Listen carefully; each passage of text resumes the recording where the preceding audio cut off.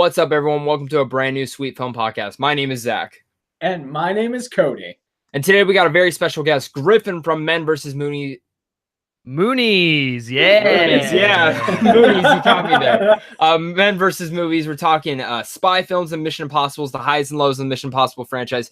But Griffin right there, how you doing, man? I'm doing quite well over here at Men vs. Moonies. I'm never going to let you let that go. Probably not. Yeah, anyway, no, thanks. I'm glad we could finally make this happen. I could be on the show and stuff. Spy films are some of my favorite films out there. Big James Bond fan, as I have a podcast literally devoted to that and such. And, of course, Mission Impossible. Just saw Fallout last night, riding a massive high from that. We're going to get into that a little bit later on. But, yeah, I'm ready to talk some sweet stuff on here. Yeah, so let's do it, guys. Let's start with Mission Impossible. Back in 1996, Brian De Palma directed this film. This is the first in the franchise, and man, this film holds up so dearly. Since you're our guest, Griffin, I think so, dude. It does. Some of the CGI doesn't. Most notably towards the end, with the helicopter. But I think all the stakes and all the intensity does, and I think the performance that Tom Cruise really gives in here as Ethan Hunt, especially when in the beginning when spoilers, his whole team dies pretty much, and just how you can tell how nervous he is. Yeah, I like that feeling of it because it's a very unsettling feeling. Obviously, at the time of this first Mission Impossible, you didn't know what was going to happen when you first view this film, and as it continues on and unravels, I think this is one of the few Mission Impossible films that does have a very intriguing story that isn't as predictable as some of the others ones can be. But I think the thing that really that always does lie predictable to me is that when Jon Voight shows up, I forget he's in the film, and I'm like, oh, so you're going to kill him off in the first 10 minutes? So you actually thought they were going to kill him off? Interesting, because I remember the first time when he died, I was like, he's not dead. He's too big to kill him off. Yeah. Yeah, I mean, I can get that. I always bought into Phelps being killed, and I thought it was such a bold choice because Jim Phelps was actually the main character from the Mission Impossible TV show. Oh, okay. So at the beginning of the film, they just decided to off their main character completely, just throwing everyone off. They kill the entire team, and so it's so unlike the television series that it's based off of. I mean, it's got signature elements, like the masks and the covert operations. Yeah, and the masks are some of the best parts, just the whole franchise. Right. It's such a great staple. But it's so funny, going back and watching this, for me, I think it's a little dated personally, especially in terms of the technology, especially how important the technology is in the film. And they're hacking on computers, they're trying to break into the Pentagon and stuff like that and steal. I mean, you just look at the computers now, it's floppy disks. Right. And there's a lot of technical jargon that's kind of thrown around that you have to do a double think about, because you're what exactly is that again? But then you kind of follow it up. I will say the thing that I love about the first Mission Impossible, it's so stylized in a way that it really feels like a Brian De Palma film.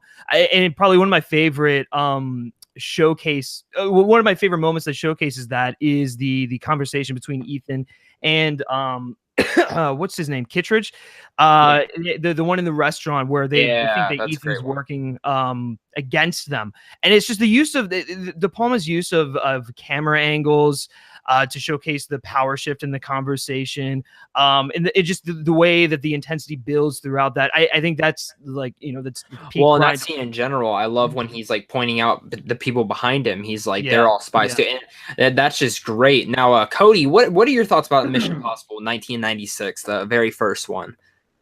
Here's the point where I get kicked off the show. Okay, so when it comes to the first Mission Impossible film, while I enjoyed I agree with Griffin when I say it's not a little dated. It is very dated considering when it came out. And personally for me, it's not one of those films that I enjoy going back to rewatch. I did it, of course, because Mission Impossible Fallout's coming out, but the performances really are what string this whole film together for me. I mean, and of course, Brian De Palma's direction. The direction is great. The performances are great. And this was we had Top Gun, and Tom Cruise was bringing himself up to par, but Mission Impossible for me was the film that really put him in the spotlight. And it's a good film. Just in my opinion, it's not a great one, especially seeing how far we've come since the franchise started.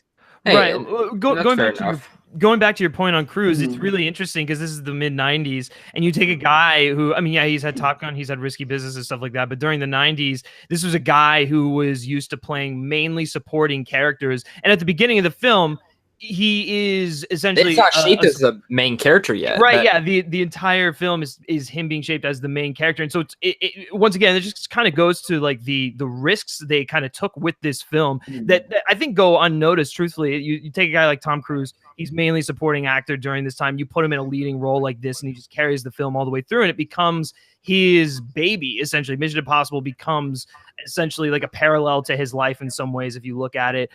The one thing I will say about this film is that in my biggest problem with it is I find it to be a little convoluted. It's a little hard to follow. Mhm. Yeah. There's a couple of story elements that like, okay, that doesn't make sense. How does it tie into the story? Yeah.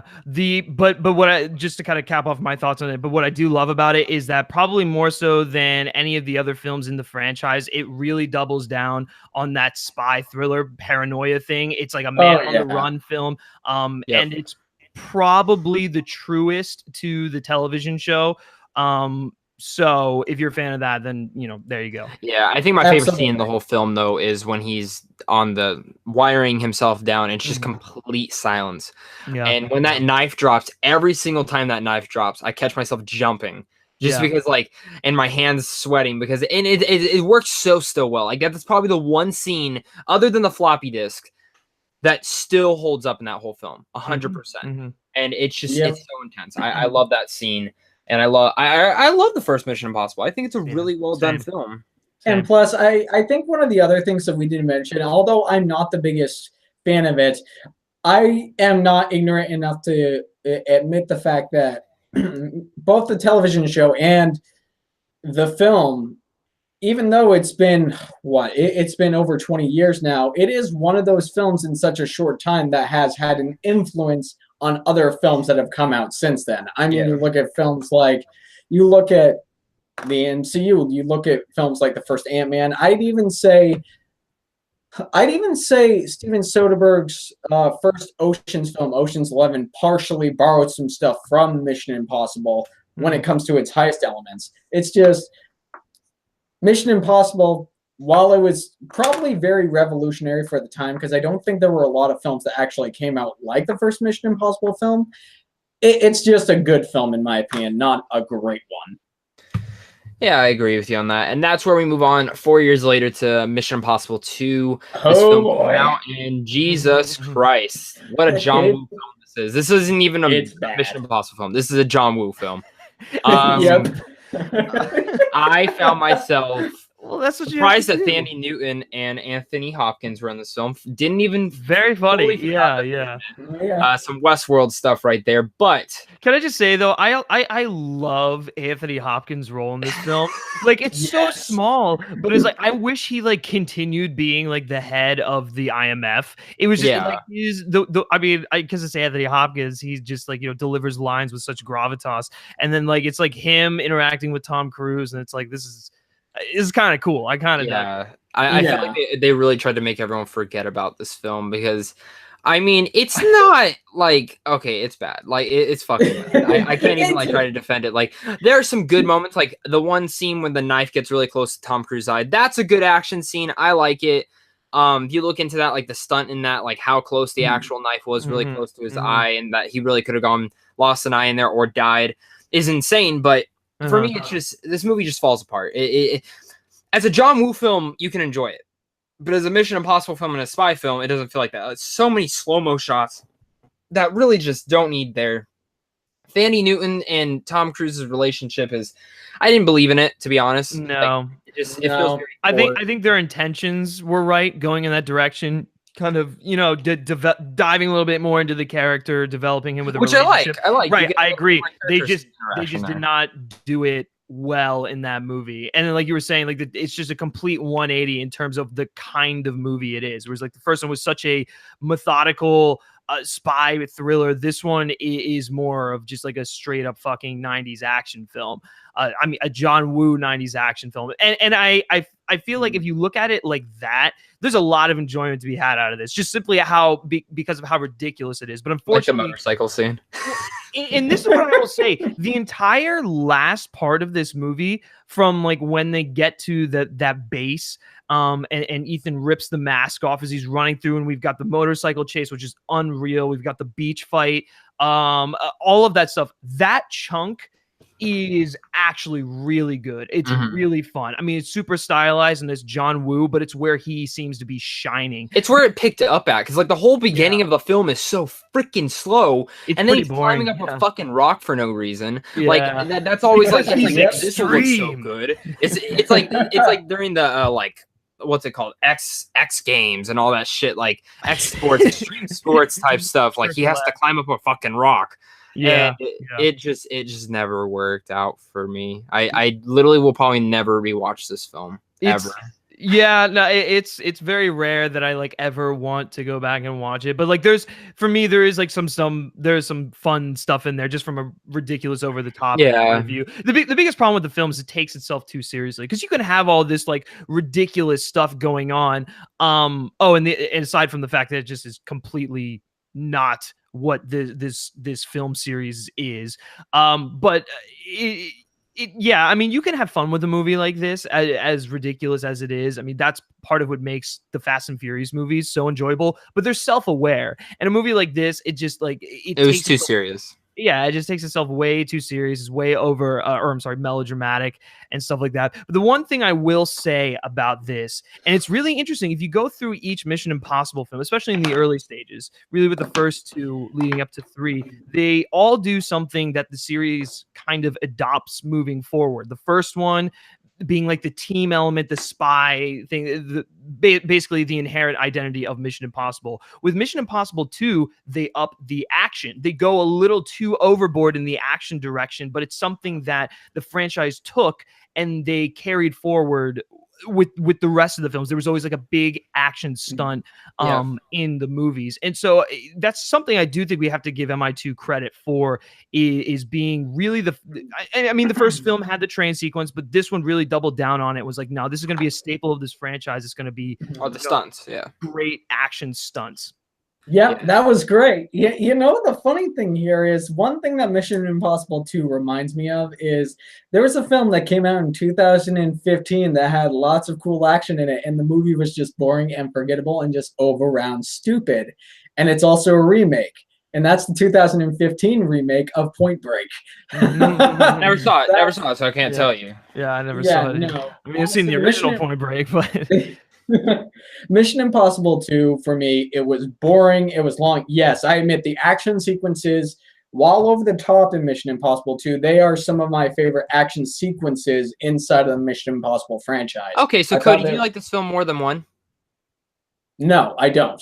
I think Mission Impossible... Look, Right. I like the action sequences, but as far as story, as far as performances, as far as character development is concerned, Mission Impossible 1 is a much better film than Mission Impossible 2. Mission Impossible 2 is boring and forgettable with cool action inside it. And yeah, Anthony Hopkins is awesome. Yeah, it's one of those films you can look up the best action sequences on YouTube. Right. The other thing I will say in terms of MI2 is something that it kind of introduced that they've carried forward in some of the other films is this movie was more of a personal story for Ethan. It was essentially his journey. And we see that kind of carried forward in Mission Impossible 3, Mission Impossible Fallout, the more recent one, although we'll touch on a little bit more of how they balance that out.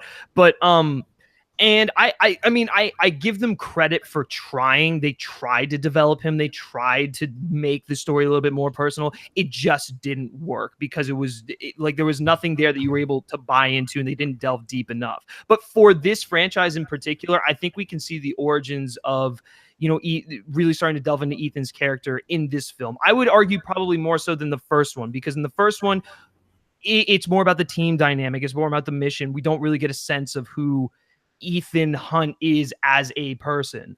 So, that's kind of where my positives with this film end. Yeah, so I think that's where we should move on to 2006. 6 years later, Yeah. crazy to think it took 6 years to make a sequel. And that's Mission Impossible 3, which is, for me, the most underrated in the series. And might be still my favorite. I don't know. I'm going to go see Fallout Thursday night and then get back to that on that part. But Mission Impossible 3 is fantastic. This is directed by J.J. Abrams. You got the lens flares. You got all that shit. But this film is, I think, the most personal, but I also think has the best villain in the whole franchise. Philip Seymour Hoffman kicks ass as Owen David, this broker who turns out to be more than that.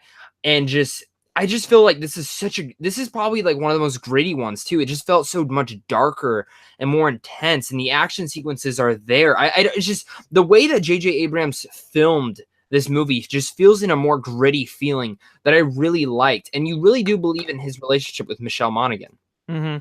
Yeah, I really, this was the movie where, for me, just completely changed the franchise. This was my favorite up until last night. But I mean, I still think this movie doesn't get enough credit for what it does. Most people will point back to Ghost Protocol as being the turning point. I say it happens in this film. One. Yeah.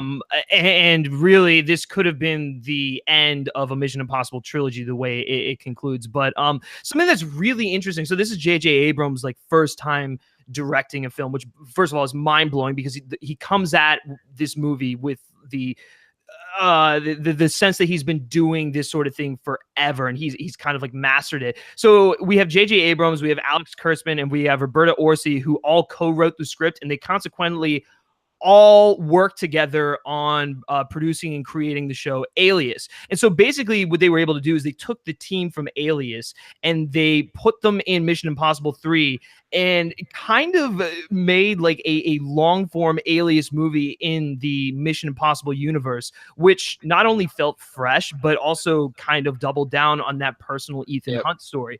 I know a lot of people like when it's more the team dynamic, and I do too. But the thing I like more about stories like this is we get to see Ethan evolve as a person. We get to see him push to his limits. We've got, like you said, Philip Seymour Hoffman, incredible villain, probably one of his best performances. I'm not even kidding. He's just that imposing and intimidating. And I think he makes choices as an actor that had a lesser actor been in that role, they wouldn't have made.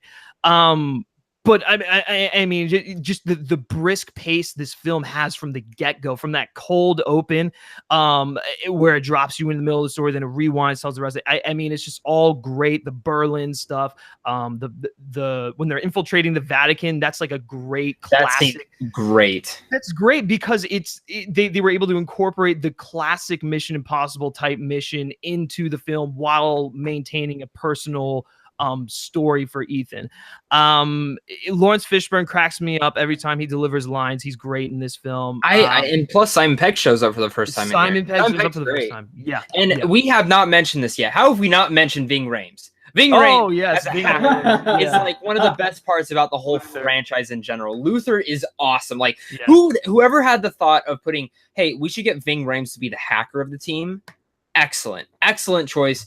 And I gotta admit, Aaron Paul's in this film. Forgot he was in here, even though he's in there a little bit. He plays he plays Julia's brother. It's kind of funny. Weird. But yeah, I mean the pacing is phenomenal.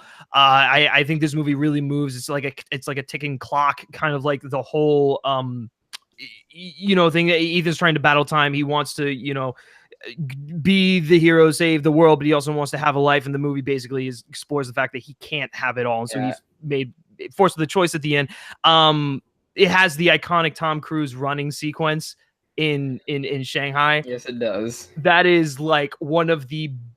There's only two that I think are his best. It's that one, and it's there's one in Fallout. But yeah, I was just saying, Protocol had one too. But I mean, like when you're Protocol had talking a about good one. running, when you're talking about running, like he gets it done. Yeah, well, and it's not just like the way it's shot and music and the intensity, but it's like it's why he has to run. I mean, it's a race to save his wife, and so that would really like play into that. And then the last thing I'll say is just the bridge sequence just blows my mind every time. I think it's incredible. It amazes me that this is the least amount. Like this movie made like fucking nothing at the box office. I know. It made It's a real shame. 134 million in North America. Yeah. So it's crazy. It blows my mind. You guys know Mission Impossible 2 still has the highest domestic for Mission Impossible's franchise. Well, you see what happened was everyone was like, "Oh, Mission Impossible, great movie." Then we'll go see Mission Impossible 2, and that movie sucked, and so they didn't want to go see the third one. I know. So, but Fallout's apparently supposed to have the biggest opening. So I hope it does. Yeah. But Cody, Mission Impossible 3, do you like this film? I love this movie. I absolutely love it. And I can't say because I haven't seen Fallout yet. Unlike you two lucky swine. But Mission Impossible 3 is absolutely right now. It's my favorite Mission Impossible film. Just good. From the way they develop, I'm a big character guy, and the way that they develop Ethan Hunt as a character in Mission Impossible 3, I think is the best that it's ever been in the entire franchise. Once again, not having seen Fallout, but even still seeing Fallout, I would agree with you. I mean, just as him as a character, I mean, you know, he's got his wife portrayed brilliantly by Michelle Monaghan, and I love Michelle Monaghan in these movies. She's so good. Yeah, she's really good in this, especially when she has to bring him back to life. Yeah, seriously. But, yeah. I mean, Ethan Hunt as a character is somebody who can never actually have a normal life, trying to have one, especially with the life that he's lived so far. It's a very, very interesting character dynamic because it's really it's kind of like the tearing apart of somebody's psyche. One part of him wants to still carry on this life of all the stuff that he's been doing, but another part of him wants to settle down, even though that will never actually be a possibility. It's a really, really interesting. It's a really interesting dynamic to see. On a spy film. Yeah, I mean, it's really emotional. It's really deep, and yeah, it is. Right now, as far as I am aware, the darkest of all the Mission Impossible films, in my opinion. In fact, when I watch it, it doesn't exactly strike me as a PG-13 Mission Impossible film. This is the film that feels more rated R to me. But also, wait till Fallout. Well, I mean, Fallout doesn't feel rated R, but it definitely is darker. It gets darker, yeah. It gets dark. Philip Seymour Hoffman, it is by far the best villain that this franchise has ever had. He is so good. He is so ridiculously good, and this is actually my favorite performance that he's given besides Capote, because I love him in that movie. Yeah. So Capote's really good. You know, I gotta throw in his performance in Boogie Nights. I think it's him and Boogie Nights is just so pathetically just sad. Like, I mean, like it's funny, but it's because it's just so pathetic that it's funny. I don't know. That's a whole other conversation, but different things. Yeah. But I mean, honestly, if we talked about Philip Seymour Hoffman, we could probably be here all day. Philip Seymour Hoffman and Tom Cruise. But Zach, I'd say let's move on. I've said my piece. Yeah, so we're talking about Mission Impossible Ghost Protocol now. Again, 5 years to make this damn film. But Brad Bird takes his time to do a live action film. Comes away from Iron Giant, Ratatouille, The Incredibles, and he doesn't give everyone what he wants yet, Incredibles 2, but he did give everyone something great, and that's Mission Impossible Ghost Protocol. I'll be honest, I like Ghost Protocol. I don't think I love it, like a lot of other people do. And even I didn't see this film in theaters, actually. I saw it when it was on Blu-ray. I picked it up, and I was like, yeah, it's really good, but I feel like I'd already been hyped up enough, and I still enjoy the film a lot. I do like it, but I don't love it. And I think that the stunts I do love, but it's just, I think my problem with Ghost Protocol is I've been liking these like personal kind of journeys that the main character's been taking, and I just didn't feel that personal story here. It just felt like another mission they were going on. I did really like Jeremy Renner's character, which I find it so funny that he was supposed to take over the Ethan Hunt role, But then Tom Cruise comes back. He's like, "No, this is my baby. Mhm. I'm taking this." And now it looks like I don't even know if we'll ever get Renner back in these films. Even though it's kind of honestly, even though he's not in Fallout, I was sitting there kind of wishing he was in there in a sense, just because I felt his kind of lack of, to be honest. That was just me, but I didn't miss him, to be honest with you. really, I like his character. So I think Jeremy Renner's character in the film is actually one of the weakest things. The whole secrecy surrounding his character just felt really unnecessary. And for a movie that just seems to be really functioning on all forms, just like being like when you think of Mission Impossible, Ghost Protocol is what you think of, because it perfectly has the team dynamic. It has the great spectacle moments. It's like an end of the world kind of plot. They go across the world. It's got the characters we all know and love, and it has a great pace to it as well. It just has all of those elements that you would want in your typical Mission Impossible film. So that's why I think the Ghost Protocol is a lot of people's favorites, and it was my favorite for the longest time. I mean, I rewatched it recently and I still loved it. I just don't think I loved it as much as I have in the past. I mean, seeing this movie in IMAX still was incredible. That's what I've heard. Yeah. Okay. What is it? Dubai, and he's doing the tower run thing. I mean, that just still blows. I mean, that's the main stunt that sticks out for me. That's the only main thing that really sticks out for me in the whole entire film. Oh, really? See, I love the desert chase that follows that. That whole good. Yeah, has me on the edge of my seat every single time. It's great. Okay, yeah. So I gotta ask, because I'm kind of with Griffin with this, where I really enjoy Ghost Protocol. It's still in the higher echelon of Mission Impossible films for me. Did the Jeremy Renner twist thing with Ethan Hunt's wife, did that actually work for you guys? Because it never actually worked for me. I mean, new character comes out of nowhere that we've never been acquainted to. We've never actually learned anything about. And then it just felt like they kind of shoehorned something into the plot of the story, especially since after Rogue Nation, Jeremy Renner, apparently from what you guys said, he just isn't in Fallout whatsoever. Right. Yeah, I mean, oh, you go ahead, Zach. So, okay, to be honest, like I said, like his character was supposed to take over. Like that was a known thing. Like he was supposed to have this franchise. And then Tom Cruise comes back. What I feel like happening, because what you guys are saying is completely true. Like it does feel a little shoe in. Even though I like this character, like it does feel shoe in a sense. And I feel like it feels that shoe in just because I feel like Tom Cruise came back and everything I don't even remember what his damn character's name was. Ethan Hunt. Character was we're talking about you're talking about Agent Brandt. Yeah, anything Brandt was supposed to have, they gave to Ethan. And Ethan took over, they rewrote the script, gave it back to him, and then they were like, "Oh, well, we already have Renner signed on, we got to give him something else." And they probably rewrote it. Maybe. That's just how I look at it. Yeah, I mean, in a movie like I said, in a movie that seems to be doing everything in terms of Mission Impossible, right? This was the weakest part, but it wasn't detrimental at all. It was just kind of like why do we have to make a big deal out of this? And then it's not even like he's like a turncoat or anything. He's just like he has a secret that Ethan already knows about, and they just kind of like draw it out, and it doesn't really work. But I'll tell you about the stuff I do like though is that when they infiltrate the Kremlin. I think that is great. That is great Mission Impossible stuff. And then when they put up that giant screen and Benji's in there, and that was awesome. I love seeing Benji in the field now because it means we get more of him. Like I loved him in the third one as like a tech analyst because I was like very Simon Pegg of that time. But like now, Simon, he's lost a lot of weight. Like he seems more capable. They put him in the field and he seems to do a good job. And so I like that dynamic with him as part of the team. Yeah, no, I agree. That's one of my favorite parts. I love ever since he's joined the team, it's been great. Yeah. No, I completely agree. And I mean, Ghost Protocol is one of those films where it does feel like a classical Mission Impossible film.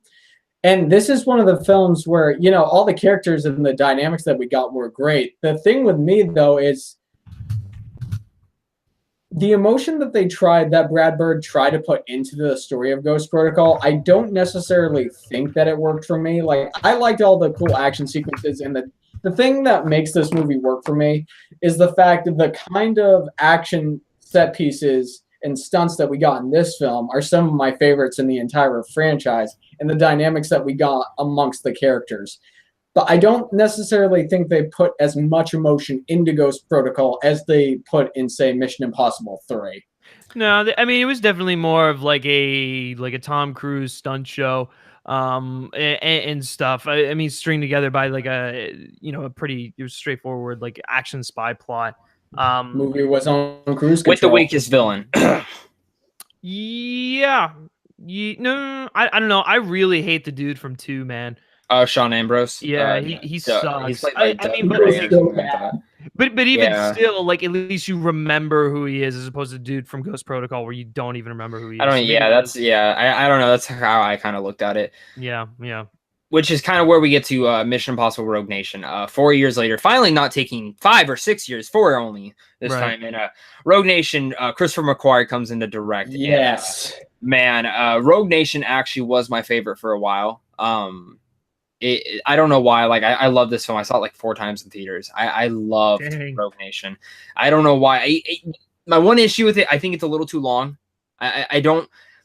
That's the thing I really like about Fallout is how nonstop it is. But Rogue Nation, it was like there was a little couple slow paces, but I think the thing that really stuck out for me was Rebecca Ferguson's character. I mean, she comes in and she kicks ass, and she was my favorite thing about this whole film. Again, nothing super much to Ethan Hunt's character development. It did feel like another mission, right? Which was fine. But I liked the mission that they went on this one. It felt more memorable, and I love the villain in here. I love what Christopher McQuarrie did with here, and I think the stunts in here were even better. The airplane sequence, like, come on, man, that thing is incredible.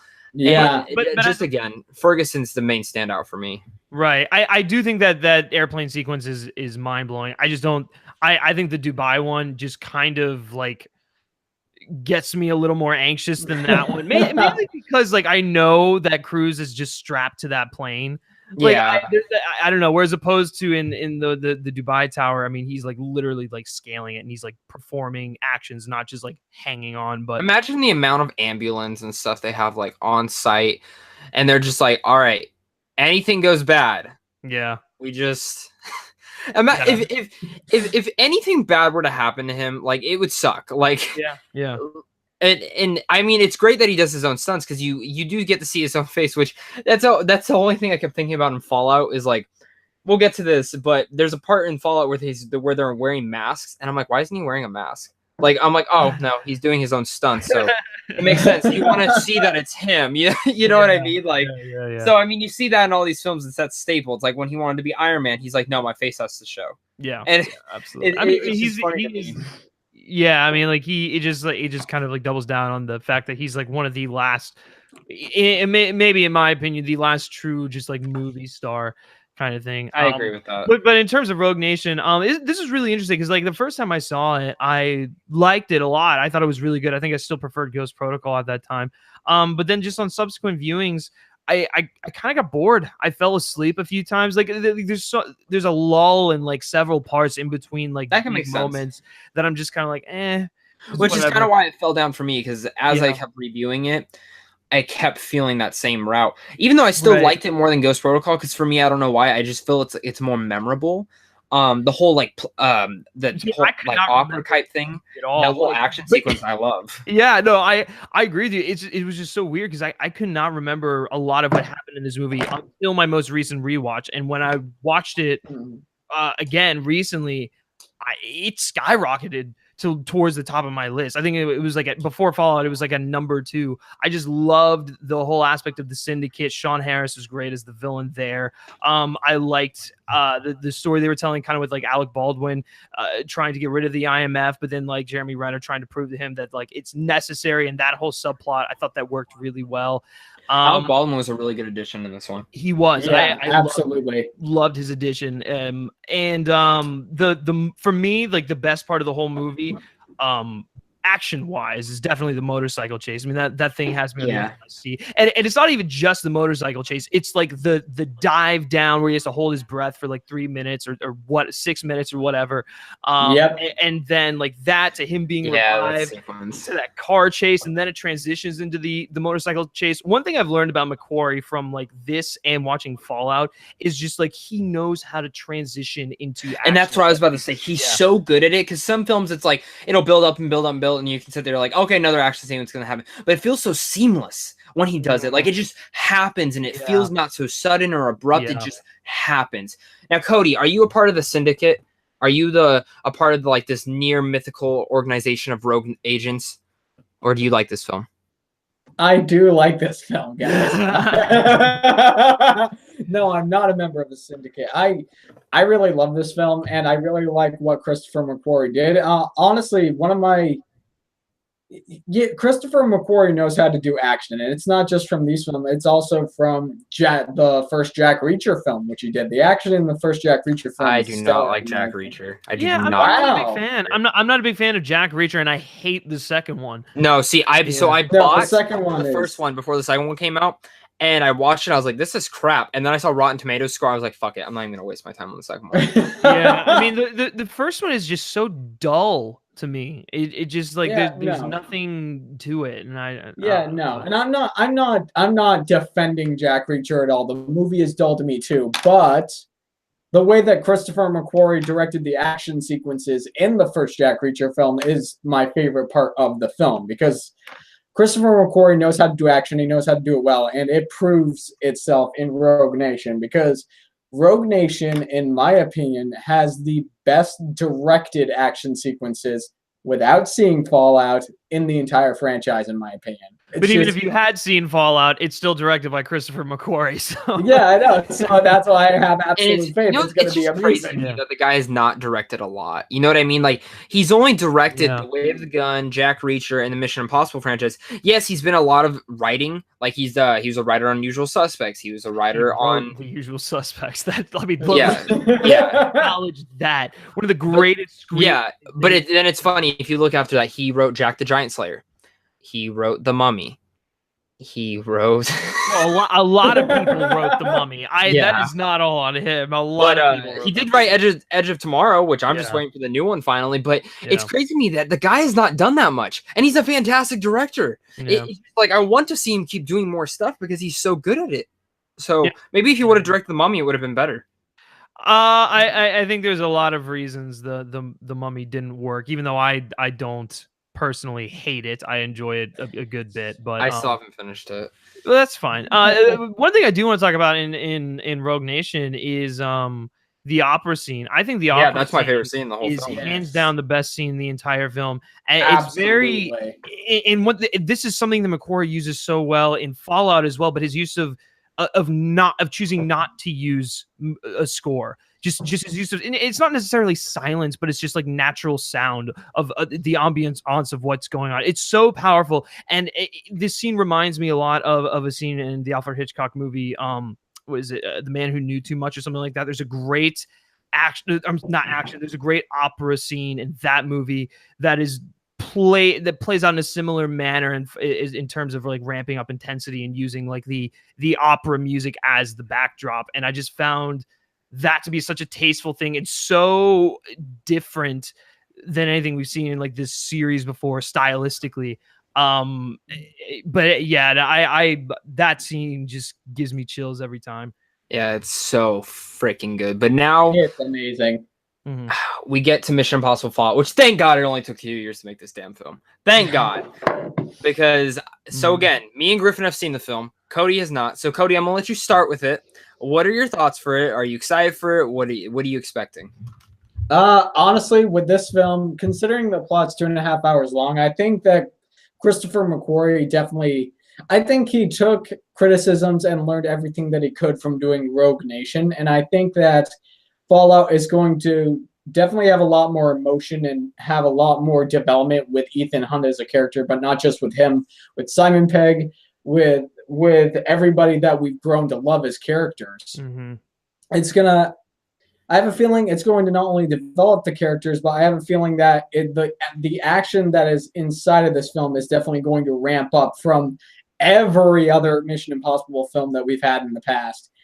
And I don't know. Honestly, I don't know what to expect, and that's partially my fault. I'm not really expecting or speculating a lot because I want to go into this movie with a clear head, because after Rogue Nation, I wasn't exactly sure where they would take another Mission Impossible film, especially since originally this Fallout wasn't supposed to happen originally, right? But Tom Cruise, didn't he pay money out of pocket to make sure that Fallout would happen? If I'm remembering that correctly. I don't. I'm not 100% on Not that. sure, Well, Rogue Nation made quite a bit. It's the Yeah. second highest out of all the films, Yeah. not domestically, but worldwide it is. Ghost Protocol is still number one. But But, at least that's what I remember. I believe I read something somewhere that said that Fallout wasn't supposed to happen. So more than anything, I'm intrigued to see it, to see what the whole crew and cast and everything. Oh yeah, and the fact that Tom Cruise injured himself very badly on set. Which Yeah, they he left broke his in. ankle. Yeah, they left it in. They left in. Well, I'm interested to see that.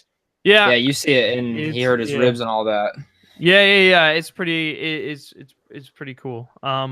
Something that, without getting into spoilers, that I think that Fallout does so well is find that balance of the two types of stories that people like to see from the Mission Impossible series. They like to see the team dynamic and everything that's going on with them and them working together to accomplish the mission. But then they also like to see.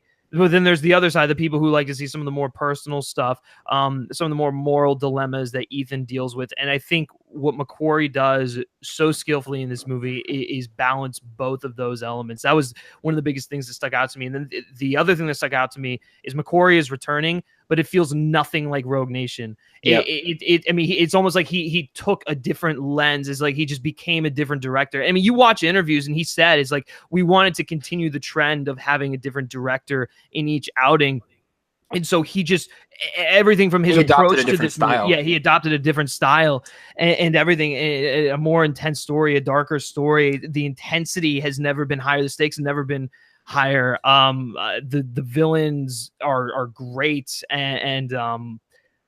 I mean, this movie is a nonstop adrenaline rush. It from really is start to nonstop. finish. And that's It's something that's great. different from all the other Mission Impossible films, is that all of them, it's like exposition, action, exposition, action. This film, exposition, then nonstop. Yeah. All the way through. You get Yeah. some minor exposition, but it's so small. But as that nonstop action's continuing, this story is also going. There was such a fine balance where I just was always gripping my hand. I was always on the edge of my seat. And Yeah. that's the, like, I remember when the premiere happened, a lot of people were tweeting saying this was like Mad Max Fury Road type stuff. And I was like, really? And so, like, I love Mad Max Fury Road. It's one of my favorite action films of like the last few years. Mhm. I gotta say, this, once I saw the film, I was like, I totally agree. For me, at least, I do see the Fury Road perspective because it is nonstop. As an action film, on an action film standpoint, this is like almost a masterpiece for me, just because it's just constantly going. The story that can feel a little convenient and predictable at times, it just totally unraveled itself. Oh, you found, to see, what I wanted. there was only one thing in this movie that I thought was predictable. I'm not going to dive into it, but the rest of it, I know what you're talking about. absolutely. And the second, like, they were trying to build it up, I was like, I know where this is going. Yeah. But the rest of the stuff, and actually the way that played out, I did not see coming. There were a lot of like really great like surprises in here that are There like, is, yeah. like typical Mission Impossible surprises that just like it totally blew my mind, especially the one that happens at the beginning. I was like, oh my God, this is like crazy. And I also have to say, if you haven't seen Rogue Nation in a while, you have to watch it because it does Right, tie it's a in. direct sequel. This is, Yeah. and which is weird. They've never seen that before, but it is truly a direct sequel because Sean Harris does come back as Solomon Lane, and who's great. Yeah, Sean Harris is so good as Solomon Lane. Yeah. It just ramps up everything. And this is like just like what Mission Impossible 3 did for the franchise, or like what people want to say Ghost Protocol did. I think Fallout just takes it to a whole nother level. Yeah. And whatever they do after this one, it's gonna be really hard to top it. I mean, it's gonna be seriously, really it interesting. is. It is very impressive what they did. The stunts, the action sequences. It's just so gritty. It's dark, and I have to say, I think it has some of the best action sequences too. It's No, I would say it has the best action sequences in the franchise. I mean, everyone talks about that helicopter scene that we've seen from the trailers, and oh that's, god, they didn't show shit. Like I mean, it's crazy. all It's the car chases. that's the one I want to get into. It's like the helicopter chase, the Halo jump is great, and then the car chase that transitions into the motorcycle chase that transitions into a foot chase. It's like that entire sequence that happens in Paris is so good. it is so good. And then the it bathroom also- scene, the just bathroom everyone's scene is seen great, it, yeah. it lives up to the hype. The bathroom scene Yeah. is awesome. Henry Cavill is fantastic in here. Yeah, Henry He's so Cavill is good. man. He proves that he needs more recognition, man. He needs to do more. He needs to be given Yeah. more opportunities. It's crazy to me that he's never in like fresh films because he's such a good actor. But this Yeah. film is like it really they took him and said this is who he is, and Yeah, he plays a different type of character that I haven't seen him really play. same. Yeah, We got like yeah. kind of some of it in Man from Uncle, which I actually really liked, but I not love that enough. movie. And I mean, he just really proves that he is here to stay. And I remember, wasn't he supposed to be James Bond before? He was in the running to be James Bond, and then Daniel Craig took it from him. So do you think he'll ever get the chance to play him again? Do I think what? Do you think he'll ever get to play him again? I don't know if he'll ever get the opportunity. I think he would be a perfect James Bond personally. I I do think he too. just has that there is such a classic like thing to him, not just in terms of look, but just in terms of his approach to acting. Like he reminds me of like a classic film star. And I feel like if you give him more of these opportunities to like shine, like he'll become one of like the big names. Yeah, it's kind of funny that he was. And I do want to say one more thing about Fallout. So I took a friend last night to see it, and he literally, I'm pretty sure he's never seen a Mission Impossible film before. He was like, I don't even really remember them, and he absolutely loved it too. So if you're new to the franchise and you're like, should I see Fallout? I do recommend going back and checking out at least 3 and up. Yeah, Maybe just 1, 3 and up. Skip 2. But seriously, like, just go see it. Just support this film because it is mind-blowingly awesome. And I think everyone's gonna get something out of this film to see. I mean, my grandma even wants to see it, and I don't even think she's a big Tom Cruise fan. So that's something there. I mean, it also features one of the best Tom Cruise running sequences. Yes. that sequence where he actually broke his ankle. That's the sequence. Didn't he break his ribs too, though? I thought so too, because maybe not during that stunt. Maybe it was another one. I don't remember, but I know that sequence, the running sequence, that is basically on par with the one from Mission Impossible 3. That was the one where he broke his ankle, and it delivers. Like that sequence just. I love it. I love it, man. I love it. Fallout is awesome. Go see it out this weekend, guys. Now, before we get going, I want each of us to bring up just like one spy film in particular that really just sticks out to you. And Griffin, I'm gonna let you start because you are a guest. Do you have a 007 that you want to bring up? Absolutely. So, I mean, if you want to bring up, you do a James Bond podcast, so if you want to talk about 007 from your perspective, it's not going to be very interesting. I'm not going to do a deep cut here or anything because Casino Royale is one of my favorite movies. It's my favorite one. It's my favorite. It's I mean, it's not only my favorite Bond film. It's not only my favorite Daniel Craig outing. It's just one of my favorite films of all time. Like, it was a movie that really impacted me the first time I saw it. Because like I had, I'd watched some Bond flicks when I was a kid. Just on TV, and I love like the mystery about it, the spy elements and stuff like that. But something like Casino Royale, where it just completely reinvents the character, it has some of the best action sequences I've ever seen, especially the opening in Madagascar where he's chasing down that guy. That to me is one of my favorite action sequences. Same with the torture scene. The torture scene is so visceral, and I just remember watching that. I was just like, holy shit, this is intense. See, that was the first film that made me take James Bond seriously. Like, Really? See, like, and that's just my thing. Like, I've always looked at them like I'm not a huge James Bond fan. Like, I've not seen all of them. I'm not gonna sit here and fake that I've seen all fucking however many there fucking is. 24. But 24. Like, I've seen like the main ones. I've seen the ones that everyone like says to see. But I remember I put off seeing Casino Royale, checked it out, said this is fucking awesome. And it really just made me put a whole new perspective on the 007 franchise. Yeah. And Cody, what is your thoughts on a Casino Royale? Casino Royale is also one of my all-time favorite movies. The back half of the movie, from the poker scene, as soon as they enter into playing poker onward, is my favorite part of the movie. And I loved everything beforehand. Mm-hmm. It's just when a film can get poker right, when they can get a poker sequence right, it will be my favorite part of the movie. And the way that they handled poker with Le Chiffre and Bond, and number one, Mads Mikkelsen as Le Chiffre was fantastic. He's so good. And then Bond got his balls crushed. And that was intense, and it was kind of fantastic in kind of a masochistic way. Right. But on top of Sadistic way. that, I mean, you also have like Vesper, but played brilliantly by Eva Green, and they give you one of the most compelling relationships Eva in Green's so good in it. the entirety of the franchise. I mean, that part of that has to do with the source material and this being really the woman that like kind of scorns him into being like the cold, harsh lover that he is. But like, it is just that their dynamic, you bought into it instantly, and how that relationship progressed, and then when we ultimately get to the ending, it's just like it's such a heartbreaking thing. It's great character transform throughout the course of the film. Oh, and Judi Dench's M. She is. Yeah. I mean, she's great. I mean, she's been great. But that's the thing. I mean, like she's been like so rock solid since like GoldenEye, and like she's just gotten like kind of like better over time. Although I loved her interactions with Pierce Brosnan back in those films. So good. Yeah, those were really fun. But yeah.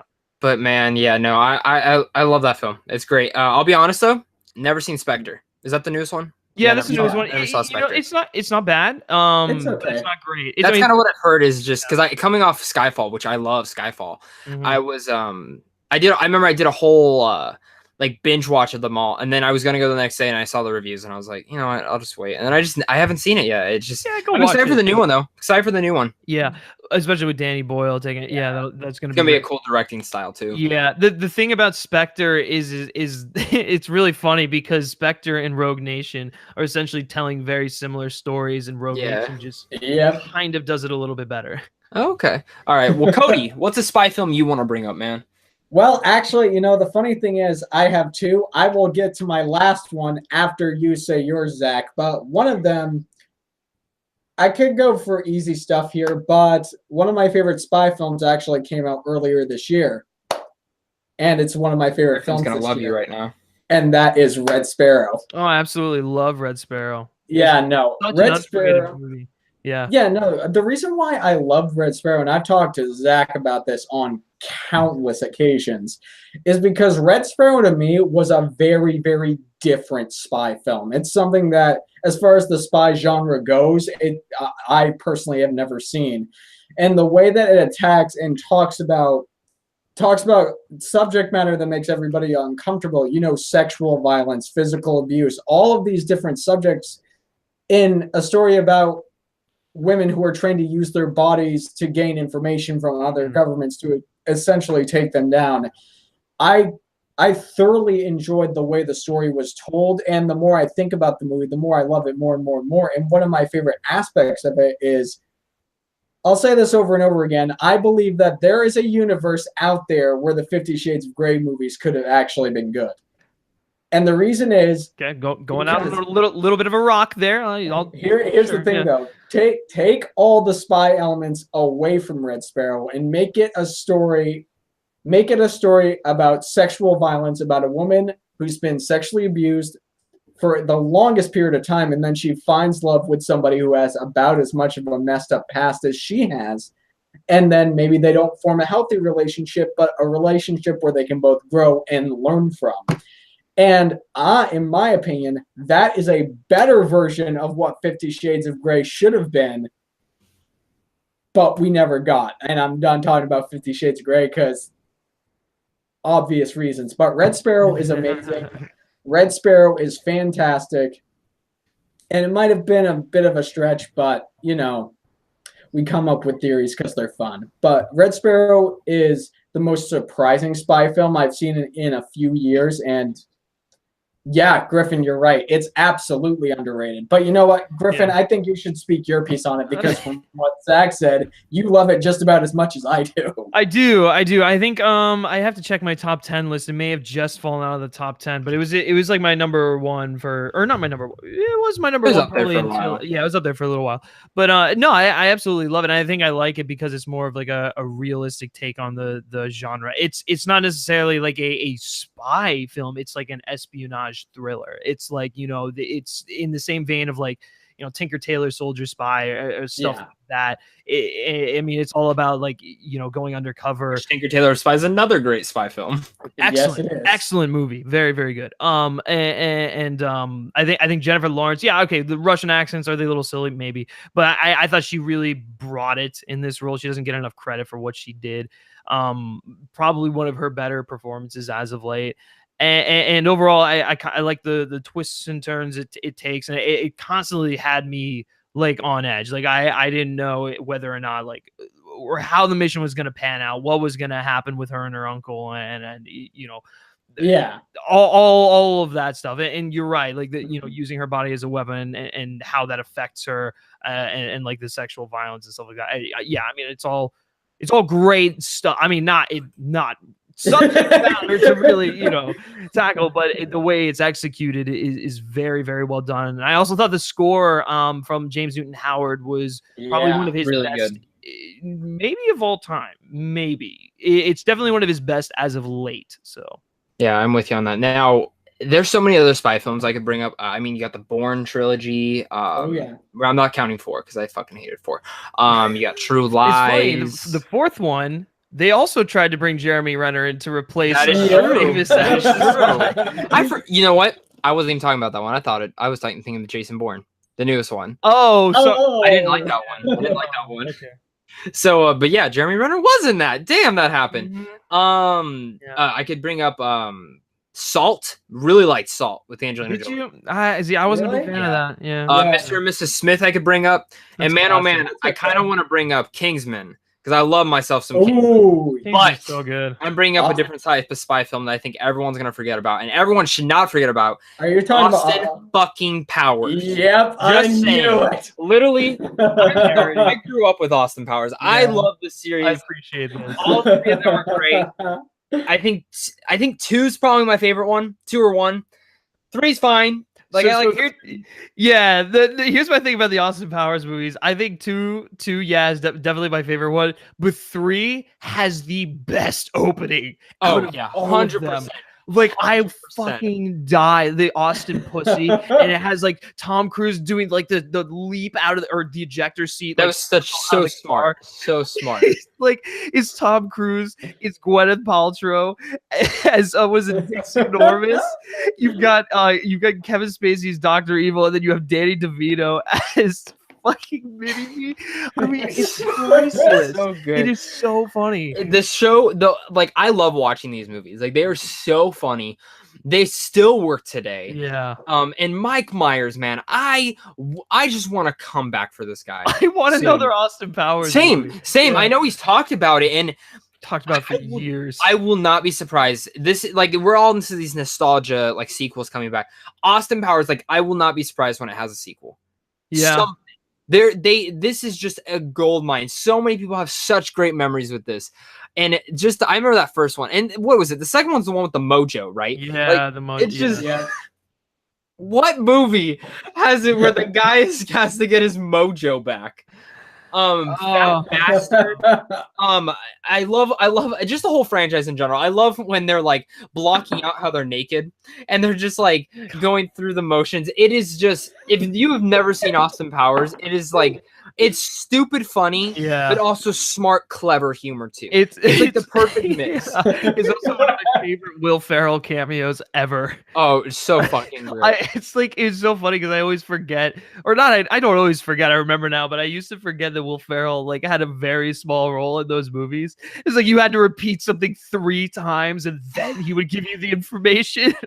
It was just, that was so absurd.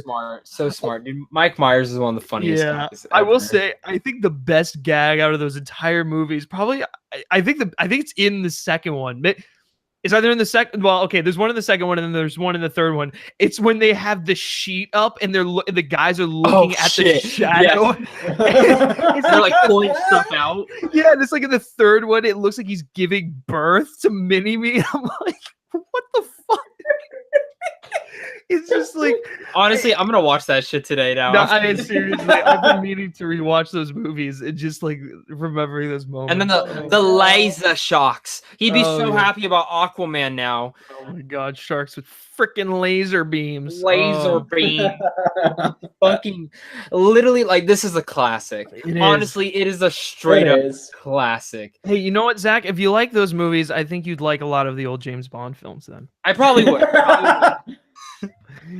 Just had to bring it back around to that. You got it. It's James Bond. He does a James Bond podcast, guys. Although we haven't done does. an episode in quite some time, but Man, just so You know fucking what? good. So, Cody, I know you It mentioned is. you had one more film.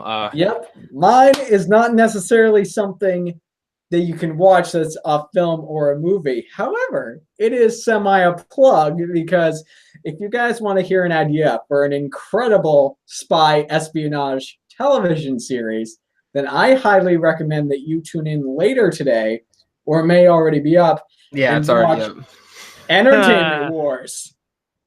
Because our Yeah. buddy here, our guest Griffin, has a phenomenal idea along Did with I? all the other people we brought on there. And it is in the vein of a spy espionage thriller. So you And guys he might have come up Yeah. just at was the right it? Honest to God, which one? Wait, okay, so the episode's already out, right?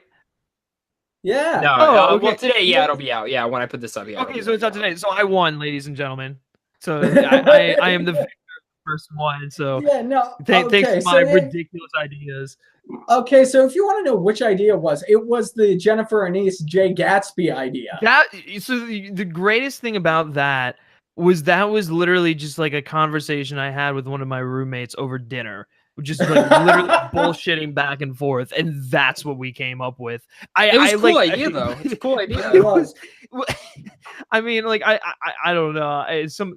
The time period originated from like a conversation I had with someone else, and then like the way it just panned out was just the most like ridiculous bullshit way you could even imagine. So- I'm going to tell you right now, the part where you said that his parents didn't realize that he wasn't a girl until he was 16, I died every part I watched that because it's just so ridiculous. And, And speaking of somehow that episode got demonetized or didn't get demonetized. No idea how. Why No would idea. Why would it have gotten demonetized? Jay Jay Vader's and the amount of Vaders. F words he used. Oh, didn't I make a Son of a- comment about that? Didn't I say I Yeah. couldn't understand you through all of the profanity? Yeah. Yep. So that's my whole thing. I don't know how the hell it didn't get demonetized, but my fucking Teen Titans Go got demonetized, and I Well, didn't. because Oh, you so probably- you because know, used footage from the actual show or from the actual movie or whatever. But this is dumb. But Oh my yeah, gosh. guys, check that out. Check out Entertainment Wars. I think that's where we're gonna cut off this sweet film podcast. This is a great discussion, talking some spy films, going the highs and lows of the Mission Impossible franchise. Before we get going, guys, Griffin, where can they find you at? yeah, you guys can find me on Twitter at Griff Schiller, and you can check out the Men vs. Movies channel simply by searching Men vs. Movies, basically on all forms of social media and on YouTube. Something really cool. We got a chance to interview the composer from Mission Impossible Fallout, Mr. Lauren Balfe. So I don't know when this video is going up, but I'm going to assume it's going to be going up later in the week. And so the interview is either up or it will be up. It's really cool. We delved into, his work on Fallout. We delved into his work on his previous scores like Call of Duty Modern Warfare 2, Assassin's Creed 3. Some of his other films like the Lego Batman movie, his collaborations with Hans Zimmer. It was unreal. He was really gracious with his time. It was like an hour and a half long ordeal. And we're actually going to be doing a follow-up interview with him this Friday to discuss Mission Impossible Fallout in spoilers. So if you guys are interested in all that, you can go check that out on the Men vs. Movies channel. Awesome, Griffin. I can't wait to check that out, man. That's gonna be awesome. Especially the spoiler one. That's the one I'm looking forward to, because it's just hearing how a composer has to like watch like kind of just how they get their thing going. It's really crazy to think that. But Cody, also my other co-host, my great man who's always on all these podcasts with me, my sweet live brother, where can they find you at? All right, guys. Well, as always, you can find me here on the Sweet Film Podcast, talking movies and stuff with Zach and great people like Griffin. You can also find me on YouTube. Just go to the search bar up at the top, search Cody Curtis, should be the first name that pops up. And you can also find me on Stardust, which is a movie reactionary app, Twitter, and Instagram by searching _Cody_Curtis. And of course, guys, be sure to go check out Entertainment Wars, because hopefully Zach and I, along with everybody on it, made it as entertaining as it can be.